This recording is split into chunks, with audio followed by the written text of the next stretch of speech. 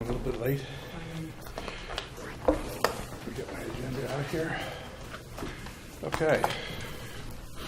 The first order of business is to approve the minutes from March 1st and March 7th. If you've all had a chance to read them, are there any corrections or changes? Being none, can we have a motion to approve? A motion to approve. A second. All in favor? Aye. All right, Randy, you're up next talking about the traffic study. So update on that. Over the past few weeks, I've reached out to, with the guidance of Michael and Jeremy in town, to a couple of traffic study / civil engineering groups. The first being Tig and Bond and Malone and McBroom. And had conversations with them outlining the nature of the project. Basically wanted to get a sense from them what their views of like the broad scope of work would be for the project. They requested some information. I sent them, basically it was effectively a link to the project website, which had the educational specs, and it has the that preliminary conceptual design layout. And other information on there. They reviewed that and have since sent over proposals. I thought it was going to be effectively like an outline scope of work, but they've actually done that and put a price tag on it. So that's where it stands. I just got the second one this week. And I think the next step is to vet them, kind of compare them, ask questions to that, and then get final proposals and come back to the committee with a recommendation, which I think could be done by the end of next week. Would be my game plan for that. Okay. How does that kind of fit into the overall scheme of things from the project schedule? You think, Well, I think you're either ahead or on schedule, because Diane's had some questions apparently from architects about that. Oh, really? Yeah, but I think that we're getting ahead of ourselves. Probably the next meeting will be the Friday the 12th, which is after the architect, the first wave of RFPs have come in. So if you want to work with Mike on that, the two Mikes. Sure. Great. Yeah, so you guys, maybe with the three of us can kind of work on reviewing those together and then come back to the board with, to the committee with a view on who we should go with. The prices are generally comparable. Okay. And both of these firms are known to the town and have done work in town. And so And being a state road, they understand whatever. They issues. do, although one group mentioned that there's a particular state level approval, I think it's called OSTA or something, that isn't necessarily necessary if you have fewer than 200 parking stalls or less than 100,000 square feet. But that was contrary to what the other group was saying. So we need to kind of clean that up a little bit and figure out exactly what the policy is. Okay, great. All right. The next order of business, Diane, do you want to give us a fill-in where you are with your RFPs? Yeah, so following the last meeting, the revisions were made to the RFP as we agreed upon. The document went public on the website, and a list of architects was created to whom the town emailed introduction and just to let everybody know that this RFP is now publicly available. The deadline for questions has passed. That was yesterday. I did receive a number of questions from a number of architects, many of them in the last hour. So We're not surprised. That's where things are going to be going. So working on responding to some of those still. I may need your help. I'll reach out to you later today, Mike, maybe, on some of those questions. And they've all been pretty much straightforward. I think there are a couple things that probably should be addressed. One of them was that the architects were looking to find kind of common ground for their proposals so that they could be more comparable to each other. In particular, they were looking for either a budget or a gross square footage for the project, neither of which we provided. So I've been talking with Duke perhaps through the Board of Ed, whether they'd be comfortable establishing a preliminary gross square footage just for the purposes of the architect's proposals, which could then be modified in design. But I think it makes a lot of sense to have that number to work on for them in order for us to make it easier for us to be able to compare the proposals to one another. Okay. Since we're not going to be presenting a budget at this point, I think to have that gross square footage would be useful. So, and one of the architects pointed out that there are a couple not contradicting numbers, but you get a different number if you look at existing, of course, versus the master plan study versus the education specs. So, I'll talk with Duke some more. We'll see if we can try and come up with that number for their use, unless that's something that the committee doesn't think is a good idea at this time. Well, the ed specs should be the controlling feature. Correct. Right? Right. Correct. I mean, that's sort of the Bible. Right. Yeah. Okay. Was that the largest, or did they just say there was a discrepancy? Well, that was the largest, but then there's the factor of that provides the square footage of all the spaces that are actually designated, and then one should use a multiplier of Right, some for sort for loss factor circulation and stuff. support and whatnot, and that's a bit of a discrepancy. So, Okay. otherwise, I think the architects were just a whole variety of questions, but mostly I think it's clarifying what they should be including in their proposal and what's under their jurisdiction versus what the town is taking care of, such as the traffic study or the survey, wetland study, that sort of thing. So it's a matter of clarifying with them what's included in their fees and their scope of work. So then the proposals will then be due on Thursday, and The 11th. The 4th. The Actually. 4th, excuse me. Sorry, we're the 4th. Yeah, next week, the 4th. Yes, and then we are narrowing it down by the 11th. So we have a week there. I think with the help of Rusty and Mike, we'll take those proposals, and if any of the committee members would like to get involved in reading through the architect's proposals and helping us narrow down those to the semifinalist group, which we will then notify on the 11th. Okay.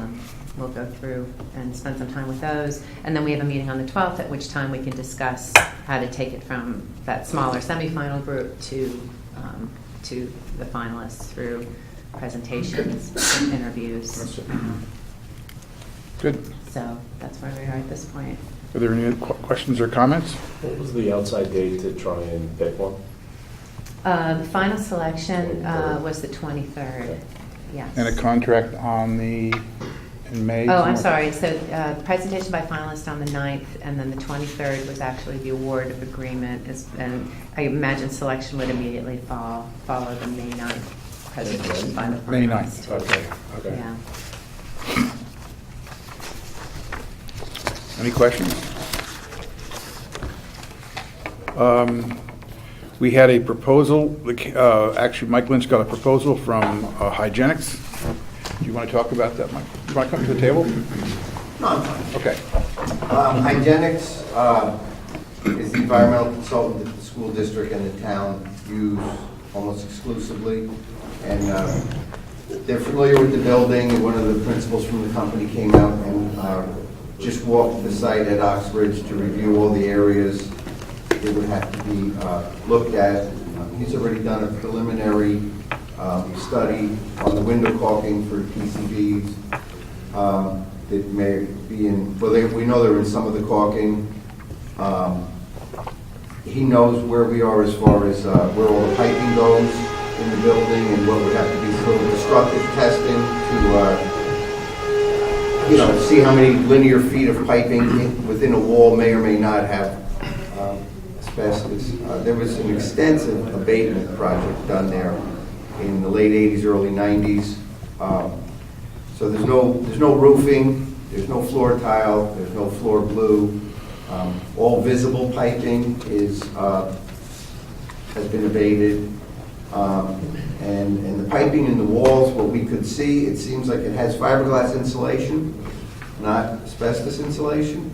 But the mudded joints are probably a little asbestos in them, so he's going to do a count and he's fairly certain with the numbers that he gave in his proposal. Project would be no problem. And he mentioned, you know, what sometimes happens is when the original asbestos reports were done and the surveys were done, the federal government had said no destructive testing, which means don't go opening up walls and looking for stuff. What ended up happening on some previous projects was they didn't do that destructive investigation. They went by that report, so then they were surprised. So he knows not to repeat that mistake. We will do destructive We testing. will do some destructive testing to get more accurate Yeah. numbers. Yeah, and that's all in his proposal. When will that take place? When it's accepted, he'll do the testing before the, you know, any award of contract for the demolition of the building. You know, so we have a, you know, the vendors that are bidding would have a clear number of what to expect to spend on a baby. But would this be done when the kids are in school? The testing? Mhm. No. Okay, so that would be over the summer then? It would be on a weekend, it would be over the summer. You're not allowed to do any asbestos-related work when there's anybody under 18 years old in the school building.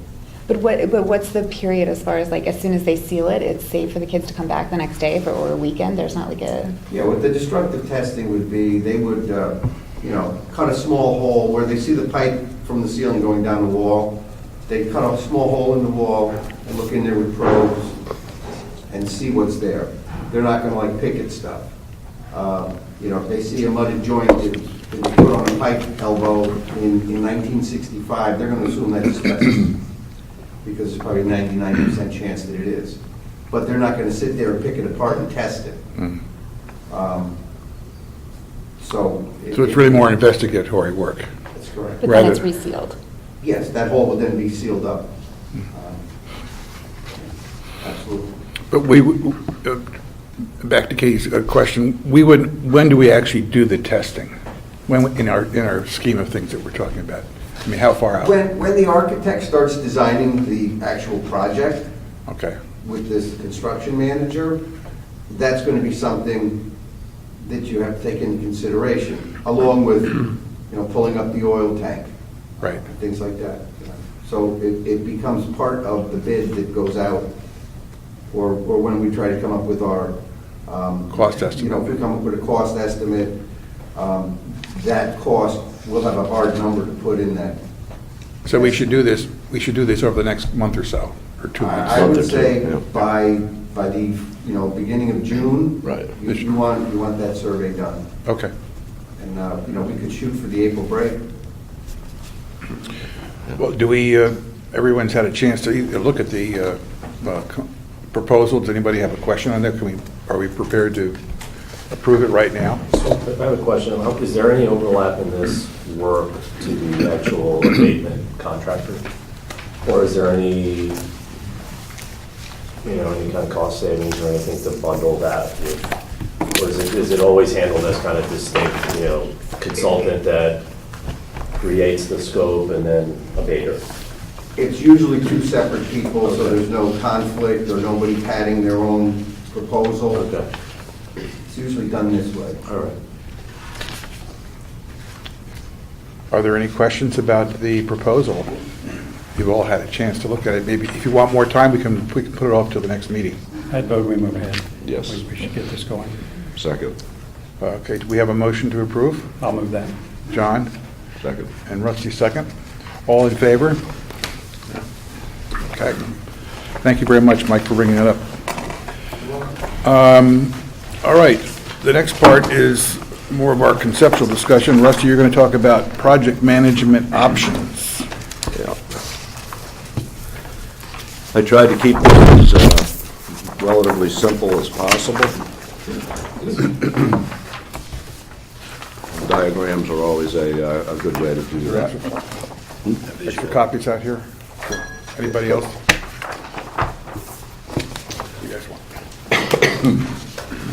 Basically, in the delivery of a construction project, you have three players: the owner, the designer or architect, and then you've got your excuse me, your choice of ways to go, and that's what we're here to talk a little bit about today.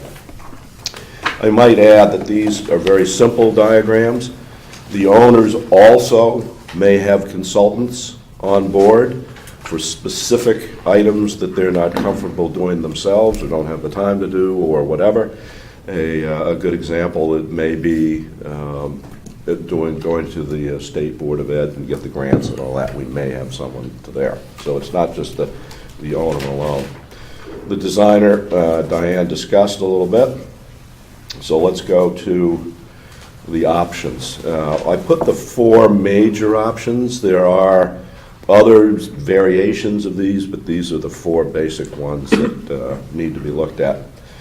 The first one is traditional design, bid, build.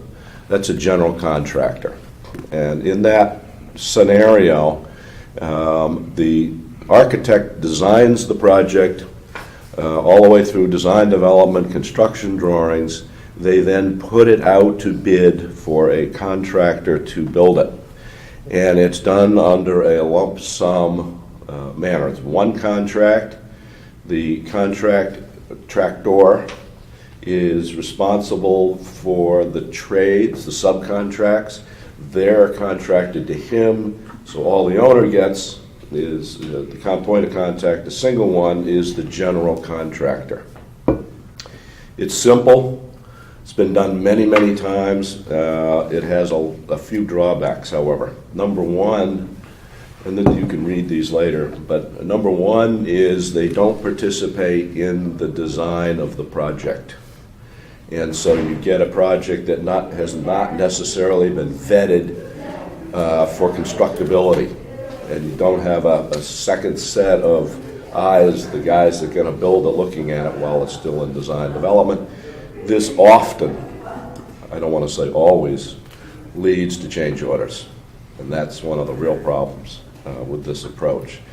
Secondly, in a lump sum bid project like this, the owner does not see any of the paperwork. They don't know the agreements with the subcontractors. They have no control over the subcontractors and really aren't allowed to take a look at it. Right? That can be a problem. It was a problem in the swap. Was it the swap? Is that what they called the project? The shuffle. Shuffle. I knew it was something. The shuffle, where the contractor didn't pay the subcontractors and didn't get the lien waivers every month either. And so the town ends up paying double basically for everything because the town ultimately is responsible. So that's the traditional one, not recommended for this type of project.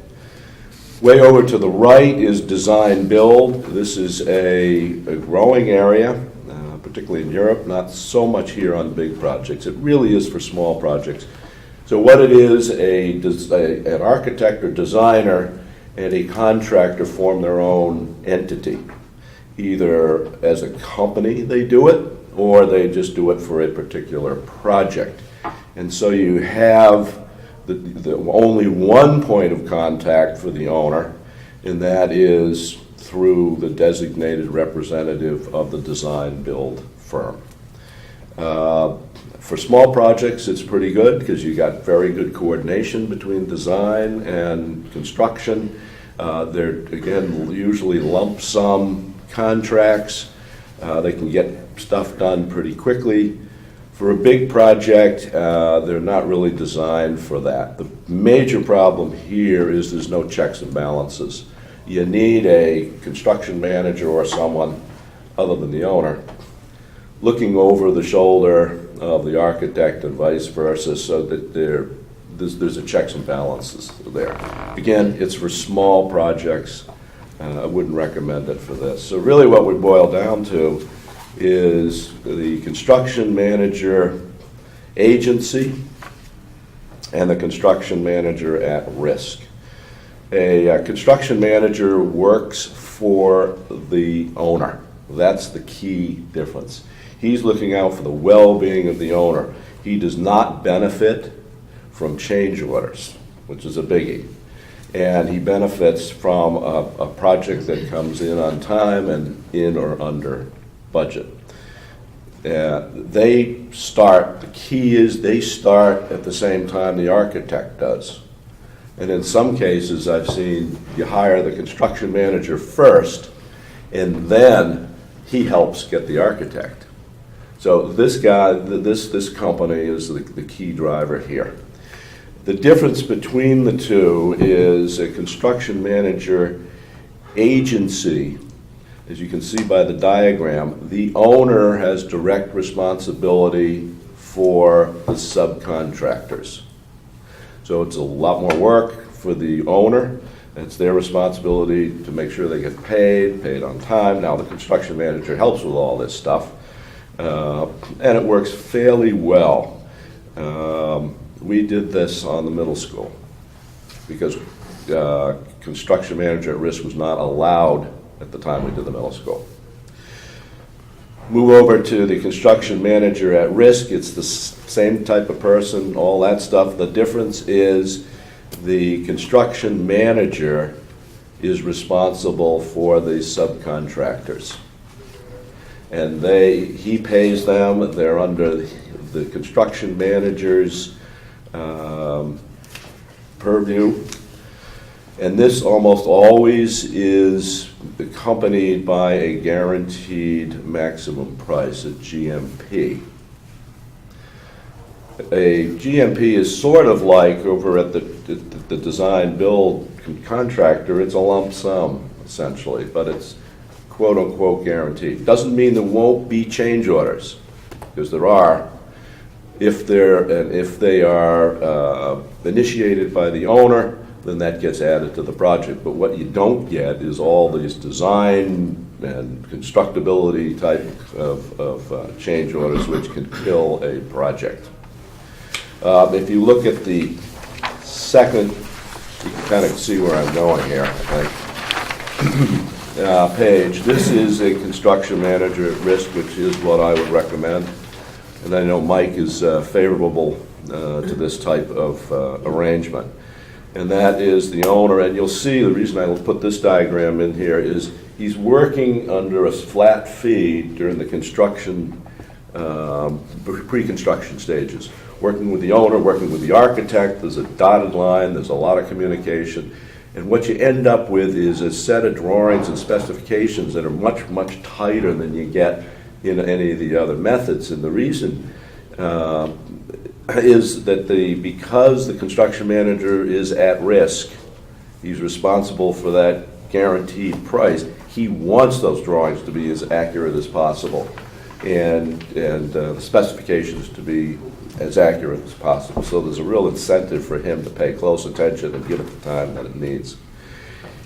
Once the project is approved and the drawings are done, they step in and they go and look. Obviously, they change roles basically to a general contractor, and they're overseeing the trade.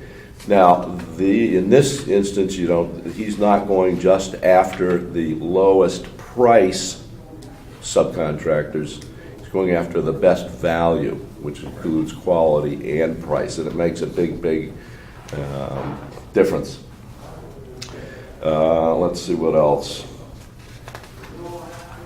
From a relative cost point of view, the construction manager at risk is slightly higher than the construction manager agency, because the construction manager agency has no risk. Now, we can mitigate that somewhat by the way the guaranteed maximum price is determined and when it is made. It's generally made first after the construction drawings and design specifications are done. And it's at that point, because of the state requirements, that's as far as we can actually go if we want state money. And probably be the time that we go to the RTM, because it's going to be pretty tight. But we may get a guaranteed price there, which would have a design contingency. There's two contingencies: design contingency and construction contingency. Have a design contingency in there And then once the project is approved, they go out and get their bids for the subcontractors, and we can have an adjustment of the actual price at that point in time. That serves to mitigate, again, some of the more of the risk to the general contract, the construction manager, and we can push him down on the pricing. The other, Just one question. In the agency model, yep, it looks like the owner is responsible for the subcontractors. Therefore, I imagine the workload when all the subcontractors are being hired by or being vetted and hired by the construction manager directly under the at-risk, he has more work to do. Is that no, correct? he still participates in Okay. locating, interviewing, Okay. all that, the subcontractors. It's really a financial risk Okay, issue. thank you. That's really what it is. So then the risk you explained before is still there, the risk that we suggested in the traditional design build of the contractor or the construction manager paying the trades. No, because one of the things that is another major benefit of this way is the relationship between the subcontractors and the construction manager is an open book. So we see their contracts, we participate in the contract development, we see their requests for payments, we make sure they get all the paperwork done before they get paid. So it's open, which is key. This construction manager is a partner of ours, rather than an entity over here trying to make a ton of money. The other part of it is if things come in under budget, if under the general contractor method, general contractor keeps all that extra money. In this method, the We share. owner does, We or share. we share We it. share, yeah. Maybe he'll have an incentive in there. Right. Is this the method we did the garage by? Yes. Okay. And the key thing, John will remember, is that whenever, before a subcontractor got paid for his bill, beside it being reviewed, there was a lien waiver was signed. That's what they didn't do in the Shuffle project. Right. The lien waiver was signed so that every payment that was made was done. Done. And there was no more, I have a claim later on. So that's how that works. I think Rusty's exactly right about this recommendation. This worked very well for the Public Works garage. One thing we did was Ed and team and Pat, they kept careful track of the change orders, so we managed those very closely. We got obviously credit for all that we ended up keeping. I think that was a big way that we kept that budget under control and ended up as successful as we did. So I think this is terrific, and we should go this way. As I recall, John, for items that came in under budget, we did a sharing. Is that correct, or was it all ours? I don't remember. That's a good question. I don't think it was shared, but I'll check that. I mean, Anyway, but clearly it worked well. Yes. We can sort that out for this project, but I think the model, Rusty's exactly right, this will work well for this project. The only downside to sharing is you don't want to give them any incentive to cut the quality down. no, I got it. I But understand. that's the one thing you gotta watch Right. here versus the construction manager agency, because the construction manager agency has no incentive at all Right. to keep the cost. Can I ask a Yep. question? So it seems pretty clear that, so the relationship between the designer and the construction manager seems to be simply a contractual one, in that their Not contracts are parallel. Yes. So there's no, but that dotted line doesn't designate any relationship, Well- it's just a parallel, Well, the contracts you need to and- be written to You and I are complement gonna each sit other. down, architect's contract here, CM here, same contract, basically. Yeah. And we just go through and detail it out so there's no overlap and make sure it's we're meshes together. Right. We can even get the two designees in the room too, Absolutely. and see where their strengths are, just so that they've got a good relationship. Rusty, or does anybody know of pairings of designers and construction managers, excuse me, that work well, where they've worked together on lots of prior projects, and maybe that collaboration is helpful because they've. We've asked that question in the RFP. Oh, great. Okay. The architects, we've asked it, and we're asking it Right. at the construction manager, because one of the things that's, in my opinion, important is this, the architects have to be construction-minded. Yep. We don't want the most beautiful school in the world. We'd like an attractive school, but functionality and constructability is what we really need. They got to know that stuff. And you know, I think I mentioned in a prior meeting, we actually asked for a change in the project architect at the middle school about halfway through the project, because he was great on the aesthetic stuff, wasn't getting along, didn't understand construction and the need for responding to requests for information from the site, and it was slowing stuff down. And we changed it to somebody who was very on top of construction. Just another question, Rusty. Yep. You mentioned in the middle school, it was not allowed to have this At risk. at risk. Yeah. Yeah. Why is it allowed today? Is there a change in? It was a relatively new concept.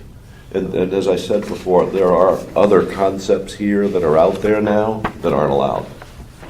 It was just, you've seen how fast, or heard about how fast the Board of Ed up in Hartford works. Yeah. It's not the Board of It Education. made too much sense. Good answer. It was logical. Yeah. Well, the conclusion would be that if the committee thinks as such, we should follow the CM at risk model. Is that what you're? That's what I'm saying. Is the construction manager selection process proceeding at a pace like it is for designs? In other words, we'd have all this picked out by these dates as well? So, There's a schedule in here. there's a schedule in there Looks like by the end of May. that they're kind of going concurrently. So this, we want to try to get the RFP out, approved at the next meeting on the 11th. It'll go out immediately. It's a little faster, a little easier than the selection of the architect. There's 3 steps in the architect selection. Just 2 are needed for the CMs. So it'll all come together sort of right at the end of May. Rusty, they're compensated as a percentage of project costs. That's a good question. Their fee is calculated as a percentage of cost, and we will know what that percentage is, but then it's fixed. Fixed percentage or fixed dollars? Dollar. The amount becomes fixed. That's at the GMP stage, you mean? Uh-huh. That's okay. But in the next couple of months, when we, go through a vetting process and an RFP, they're all going to be competing against each other on percentage, basically, right? Like, I'm curious about how we're going to hold them competitive. 'Cause We're going to give them, because the question came up on what the budget is. We don't have a budget. This Yeah. is zero-based budgeting. Yeah. But we know it's going to be a $40 million construction cost, a $50 million project cost. Pick a number, use that. Yeah. And the other part you got to watch out for, you got to make sure there, and this is the reimbursables. People can kill you on reimbursables. It's a sneaky way to get a lot more fees. So what we will do is we will be sitting down with the construction manager and say, okay, justify your reimbursables. Big spreadsheet, here's the people, and it's over. The other thing is you got to make sure they're both talking about the same amount of time. That's another cute way they could kind of look better, but at the end of the day, they talk to you. And we will, my recommendation is that we fix the reimbursables too. It's not often done, but it's a good way just to get it off the table. You know what you're going to get. You've negotiated it, and I don't like surprises. I don't think anybody does. How far down the road would that be negotiated when you're doing? While the contract is going. While the contract, okay. So the idea is that we should look forward, the committee should look forward to a RFP proposal, or RFQ as you call it, for the construction manager at the next meeting. Yes. Okay. Construction manager for the Public Works Garage? That was AP Construction. Construction. We had, Go ahead. I think we, if I remember, Ed Gentile looked at either 5 or 6, and we interviewed 3. That's right. They did a good job. They did a very good job. Very good job. Yeah. They did a great job with middle school. Is that right? That's great. They've been around a while. They did one for, I'm on a board of another school in central Connecticut. They did fabulous. They did a great job. You know them, Mike Lynch? AP? Yeah. Oh, yeah. So Rusty, under this structure then, is it feasible that the construction manager could operate, to then switch over and become the contractor, him or herself? Or could potentially bid that could be bid out and be a different company? That's a that good operates question. either way? Could be done a couple of different ways. Use an example of AP. When they did the middle school, they had a joint venture with O&G AP. So O&G did most of the construction manager work, and AP did most of the contractor work. The way most of them are now is they do it under their own wing. So that, and because no matter how good you are in your specs and everything else, you're going to have stuff that doesn't fall into anybody's bucket. And that general contractor has to be able to do it. So they could do a separate person. My guess is most of them are going to want a construction a GC contract for themselves. And it makes much more sense. It's just, they're on site, they're easier to coordinate with the other And is that determined contractors. at the point of bidding out the subcontractor work, or is that determined? They're bidding it out. We get to look at all the Oh, bids yeah. and everything, but they're bidding it out. Okay, so that's their choice. Right. I think one of the management firms on the garage, they were masonry contractors. And so they were going to do the masonry work in-house.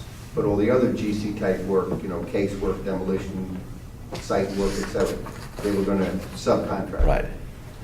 And I think AP was not going to be doing any of the general construction work. So I mean, it was like across the. Right. You'll have 6 or 8 subcontractors Yeah. that we get to approve. So in sum here for this morning, does anybody have any issue with crafting an RFQ that would look toward this construction manager at risk concept? Should I say we all think that's the right way to go?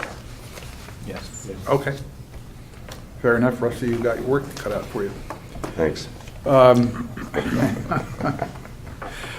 The next item of business is to talk about potential site constraints on the construction process, and I guess Duke, Rusty, and Diane all talked about it. We met with Jeremy Ginsberg of Planning and Zoning and Bob Bush of the Fire Marshal's office yesterday. It was a good, positive meeting. We do have some work cut out for us. Site's a little tight. You want to sell your house, my man? The town wasn't too receptive. Oh, okay. We actually We can bought make a house good in deal. middle school. We have to keep the barn and the horses, though. Yeah. Another constraint. That's part of physical education, riding. This is the site. Middlesex, Mansfield's over here. This is the school. Sorry, I can't get everybody here. School here. So the current school takes up all of this here. You got parking here. You got a couple little playgrounds here, and then you've got the field. We have no choice. The school is going here, right there. That presents some issues. The yellows are the setbacks. We have fairly significant size setbacks here, which squishes this site down to the yellow lined area. There may be some relief on that in the future. We're not sure, but I know it's being discussed, but You we mean don't. temporary, that's temporary relief? No. Permanent relief? Yeah. Okay. Rusty, when you said it has to go there, is that because of grading? It's not so much grading, yet we have to keep the school in place while we build. Oh, I see. So that eliminates that. So it's got to be over here someplace. Give me, I'll hold it. You can point it. Whatever it You have a laser printer? is. Yeah, no, I'll get smart. Okay. So what we think will have to be done, again, this is all preliminary, is there'll be a construction road that comes right down here. And this is where construction will be staged from. And the building will be somewhere like here. The school remains in place. We build this road out here to the back, and the parking would be here. I think we can squeeze in one playground. Duke is looking at the playground issue. Technically, you're supposed to have 3. 2. No way we can do that. 2. 3? 2. Well, you need one for the early learning. That's one for the early learning and one for the rest. Okay. And there's no fields, obviously, so it creates a little bit of a problem. And construction parking would be over here, St. Paul's probably. So some of this parking will remain, some will not remain. But it is a very tight space.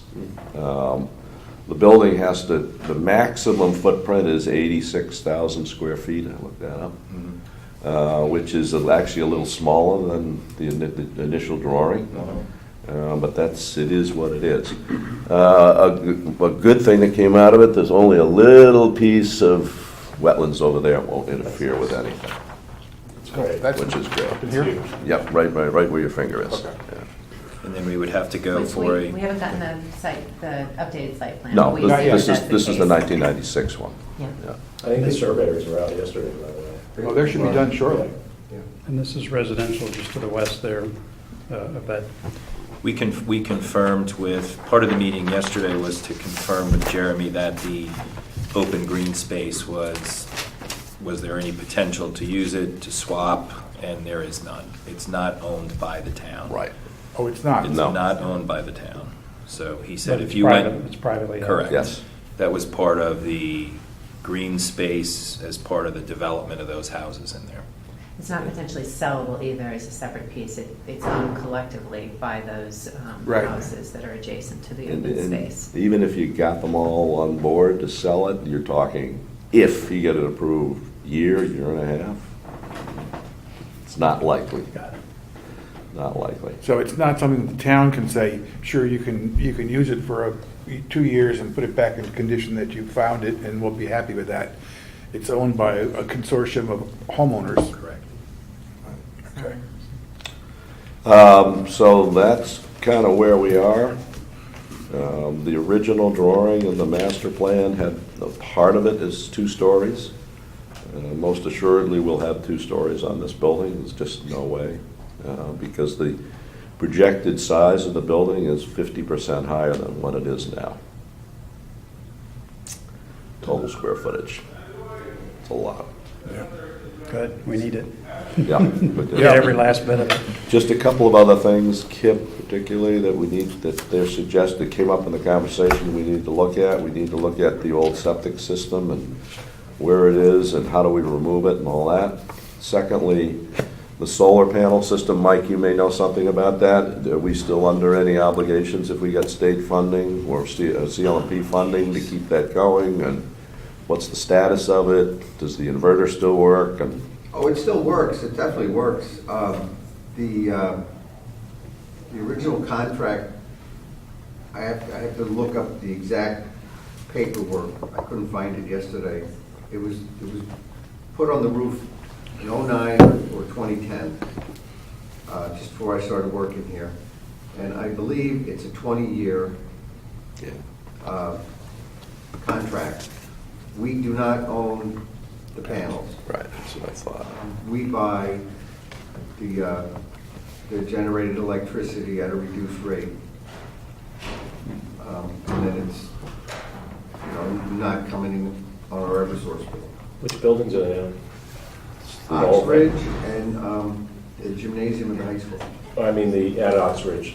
Is it on- Oh, it's Early a front learning. building only. Well, that's one that might, while it was in discussion, and the plan to remain, potentially, right? I don't think we, I no, think I don't that's think off the so. table. That's off the table. I think it's off the Can table.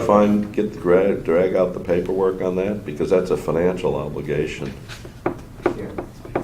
that's going to have to be dealt with sooner than later. Rusty, can I just go backwards really quickly? When you were talking about the construction site and the roads, the playground that is there now off of the field, was that what you were saying they would try to move to the back part? Yeah, the playground that is here, Mhm. this is right out of the book. This playground will probably be moved over to here Okay. temporarily. This is all temporary. Right, during construction, so that During the kids would construction. still have I access mean, to they that. do have, that we're very happy to hear, there's a lot of leeway both from P&Z and the fire marshal's office on the construction time period, the temporary stuff, so it doesn't adhere to the full-time, but yeah, so it'll be over here. Okay, so then the plan is that the kids would still have access to the equipment and that it would be away from the construction site? Yes. During that? We will be mandated to fence off the entire construction site. Right. We negotiated 20 feet from 25. That was a little victory. We can put the fence 20 feet from the building. So it'll, depending on how much of the parking lot we use, it'll be like this.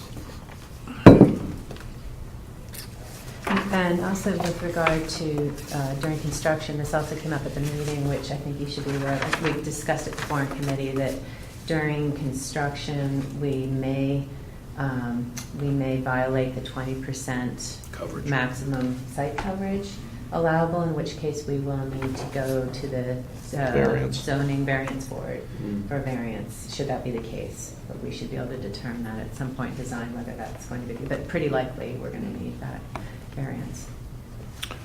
Another permitting requirement. Right. Yep. Just two more things. The water table needs to be determined. I don't know where that's fitting into everything, the depth of the water table. Are we doing test borings for water and ledge? I started making up a list. There's 3 or 4 companies, Connecticut-based companies, that are capable of doing the, core boring. I was just getting the list together because I think we're going to want to see something on a piece of paper, because otherwise we're just sending a guy out. He could be drilling a bunch of holes that will be Meaningless. we'll just be paying for something we'll never use. So, I mean, I know he's going to look in the field area where the old septic system is. Right. And see what's there. Probably the parking lot, too. Yeah. So, Is there a basement level, do you think, on this project? My suggestion yesterday is that we just dig down 90 feet and put the whole thing underground. Geothermal heating and cooling. You would like that. Mike, is there anything on that list? Is there anything we need to do ahead of time in terms of the oil tank and oil tank removal? no, that oil tank was put in 2014. Oh, Oh. And at that time, we tested the surrounding soils for Okay. contamination when the older tank was pulled out. So we're okay there. we're in good shape there. That would be a very clean removal, and, that's something that an engineer would be able to give us, if that could be reused. Right. Pull it out, do an air test on it, see if it's still got its integrity, and reuse it. Because it's a 30-year life, isn't it? Yeah, that's a double-walled fiberglass I mean, tank. that's the requirement under the state, Yeah. every 30 years.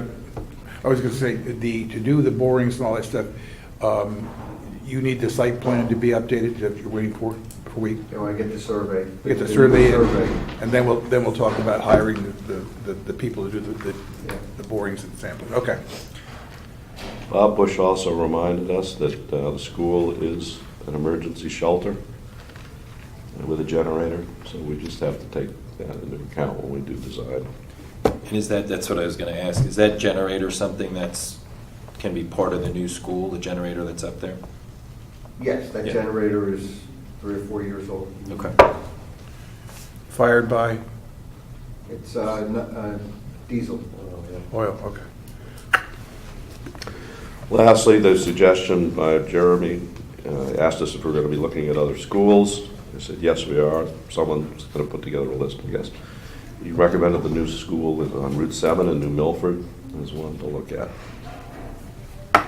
We were holding up on the list of new schools, or schools to look at in addition to the ones we've seen, to see who the architects that were getting our finalists, so we had some, we'd say, let's put one of their schools in our list of things to go look at. But we didn't want to go just, without knowing who we were going to choose. I'd like to skip to just forward for a second to the next one, which is the status of proposals from CSG about a grant application and the whole concept of grant Okay, we'll application. leave in about 5 minutes. I'd love to hear that. Yep, because Mike Feeney and Duke and I talked about the whole process and what these people proposed.